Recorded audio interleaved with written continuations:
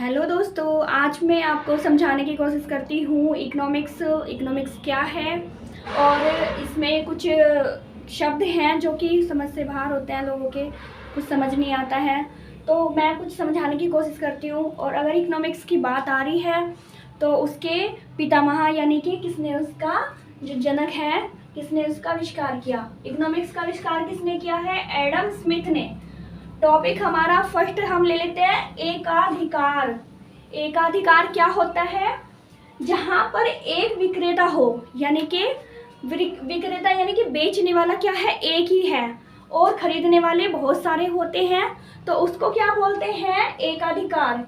यानी कि विक्रेता एक है लेकिन खरीदने वाले यानी क्रेता कई सारे हैं, तो उसको क्या बोलते हैं? एकाधिकार।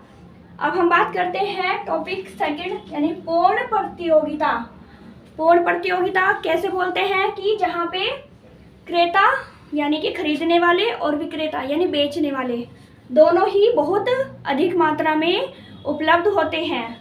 जैसे मार्केट होगी, वहाँ पे खरीदने वाले भी बहुत ज़्यादा होंगे और बेचने वाले भी बहुत ज़्यादा होंगे, तो इसको क्या कहते हैं? पूर्ण प्रतियोगिता। जहाँ पे क्रेता और विक्रेता बहुत मात्रा में होते हैं, सामान खरीदते हैं, तो उसको क्या कहते हैं? पूर्ण प्रतियोगिता। अब हमारा टॉपिक क्या है तीसरा, वो क्या कहता है? एकाधिकारिक। एकाधिकार से क्या बना? एकाधिकारिक। अब ये क्या बोलता है?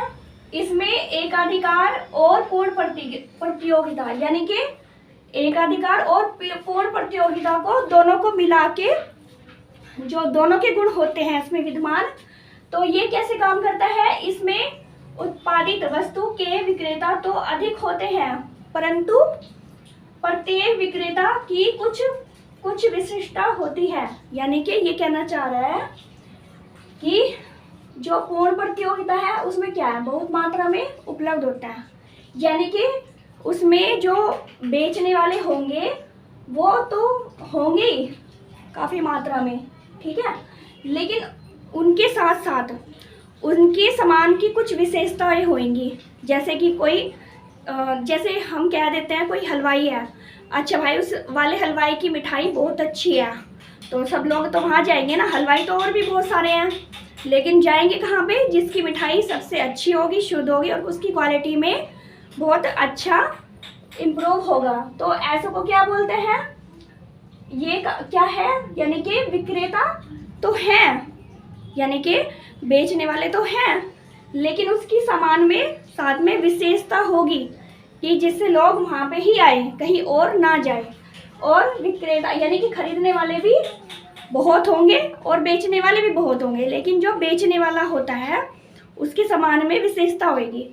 अब हम बात करते हैं अल्पाधिकारी। अल्पाधिकार क्या कहता है? हमारा टॉपिक 4 है दिया अधिकार, यानी कि इसे दिया अधिकार भी कहते हैं। इसमें ये क्या बोलता है? विक्रेता कम हो यानी कि बेचने वाले कम होंगे, ठीक है, और कम होंगे या फिर दो होंगे, बहुत कम मात्रा में बेचने वाले लोग होंगे, लेकिन एकाधिकार यानी कि वही बेचने वाले कम है लेकिन खरीदने वाले बहुत होंगे। विक्रेता यानी कि एकाधिकार और एकाधिकारिक यानी कि बेचने वाले क्या होंगे?